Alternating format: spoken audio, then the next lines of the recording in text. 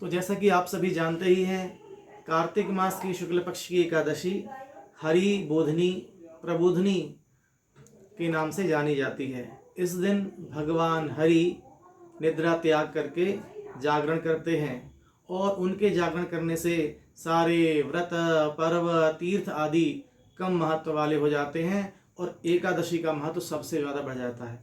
अर्थात सारे व्रत तीर्थ महात्मा तभी तक गर्जना करते हैं जब तक एकादशी नहीं आती।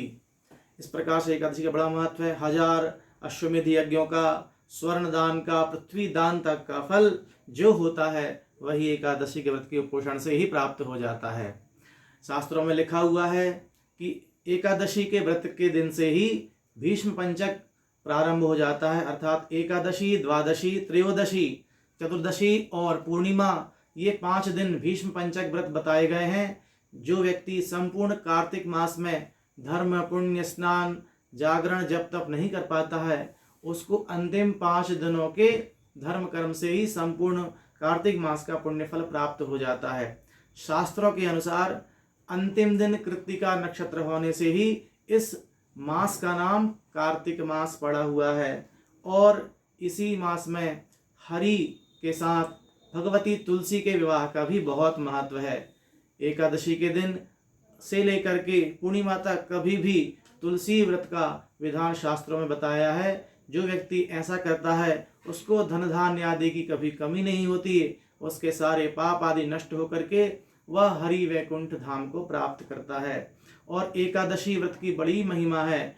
भगवान विष्णु के शरीर से ही एकादशी बहुत पहले उत्पन्न हुई थी, जब वे मुरासुर नामक दैत्य का वध कर रहे थे और भगवान के शरीर से उत्पन्न होने के कारण यह भगवान को अत्यंत ही प्रिय है।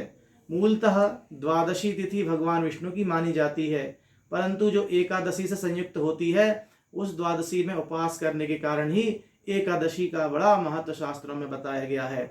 और इसके बाद जो कार्तिक पूर्णिमा पड़ती है उसके बारे में शास्त्रों में बताया है कि वह महाकार्तिकी, अति कार्तिकी के नाम से भी जाना जाता है। अर्थात यह जो खमूड़ कार्तिक मास है यह अत्यंत ही पुण्यदायक, बड़ा पवित्र है। इसमें जो रोज भगवान का पूजन करता है, प्रातः काल सूर्योदय के पहले स्नान करता है, नदी तालाब में आकर जाकर के फिर घर में आकर के विधि विधान से भगवान का पूजन करता है, तुलसी पत्र अर्पण करता है, एक एक नाम लेकर के भगवान को आंवला, बेर, भाजी और इसी प्रकार से अन्य तुलसी पत्र आदि जो उनको प्रिय हैं वो अर्पण करता है, उसके संपूर्ण पाप नष्ट होकर के महान पुण्य प्राप्त हो जाता है।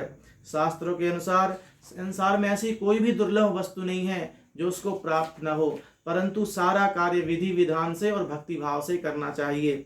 ग्रंथों के अनुसार यह सारा ही कार्तिक मास अत्यंत ही मनोरंजन और सारा जो है गीत संगीत आदि के द्वारा व्यतीत करना चाहिए, नियम पूर्वक रहना चाहिए। शास्त्रों के अनुसार कार्तिके द्विदलम त्यजेत, अर्थात जो व्यक्ति चातुर्मास व्रत करते हैं उन व्रत की समाप्ति भी इसी कार्तिक मास की पूर्णिमा को हो जाती है। कुछ लोग एकादशी को यह व्रत छोड़ देते हैं और साधु संत महात्मा बरसात के इन 4 महीनों में एक स्थान पर रख करके, ताकि किसी प्रकार से उनके द्वारा पैर चलने से पैर के द्वारा किसी जीव की हत्या ना हो, इसीलिए वे चातुर्मास व्रत करते हैं और एक स्थान पर रहते हैं। मैंने कहा था कि कार्तिके द्विदलम त्यजेत, इस कार्तिक में चातुर्मास व्रत करने वाले दालों का परित्याग करते हैं, वे दाल नहीं खाते हैं। इस प्रकार से 4 महीनों का अलग अलग महत्व है। तो 4 महीने का चातुर्मास करके फिर जो है साधु संत महात्मागण एक स्थान से दूसरे स्थान की यात्रा करते हैं और इन्हीं चातुर्मास को जो व्यक्ति साधु संत महात्माओं को अपने घर में निवास कराता है, उनके द्वारा परम मंगलमयी कथा सुनता है, तो उसको भी वाजपेय यज्ञ का, राजसूय यज्ञ का फल प्राप्त होता है और हजारों पापों को नष्ट करते हुए अनेक प्रकार के अश्वमेध और वाजपेय यज्ञ का उसे फल प्राप्त होता है।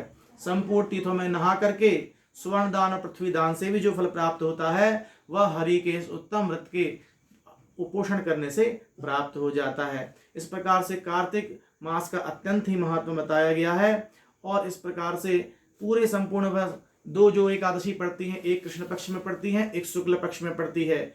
तो कृष्ण पक्ष की जो एकादशी है वह वैष्णव के लिए अनिवार्य है और जो शुक्ल पक्ष की एकादशी है वह पुत्र कामी गृहस्थों के लिए विशेष बताई गई है।